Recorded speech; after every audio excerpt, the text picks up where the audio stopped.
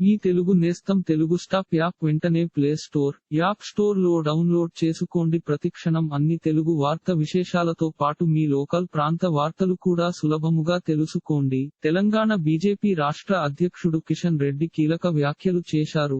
అయోధ్య రామాలయ ప్రారంభోత్సవానికి కాంగ్రెస్ నేతలు రాబోమనడంపై ఆయన తీవ్రంగా మండిపడ్డారు. అయోధ్య ట్రస్టు ఆహ్వానాన్ని కాంగ్రెస్ తిరస్కరించడం సరికాదని కిషన్ రెడ్డి తెలిపారు. గ్రేస్ హిందుత్వ వ్యతిరేక వైఖరిని చాటుకుందని కిషన్ రెడ్డి విమర్శించారు. కాంగ్రెస్ పార్టీవి ఓటు బ్యాంకు రాజకీయాలని ఆరోపించారు. కాంగ్రెస్ హిందూ వ్యతిరేక ధోరణి మరోసారి బయటపడిందని ఎద్దేవా చేశారు. హిందువులకు సంబంధించిన ప్రతి విషయాన్ని కాంగ్రెస్ రాజకీయం చేస్తోందన్నారు. హిందువులకు కాంగ్రెస్ విలువ ఇవ్వడం లేదని తెలిపారు. ప్రస్తుతం కాంగ్రెస్ అభద్రతాభావంలో ఉందన్న కిషన్ రెడ్డి మన సంస్కృతి, సంప్రదాయాలపై కాంగ్రెస్ కు గౌరవం లేదని విమర్శించారు. ఇలాంటి మరిన్ని తెలుగు వార్త విశేషాలు కోసం ఛానల్ కి సబ్స్క్రైబ్ చేసి గంట నొక్కడం మర్చిపోకండి.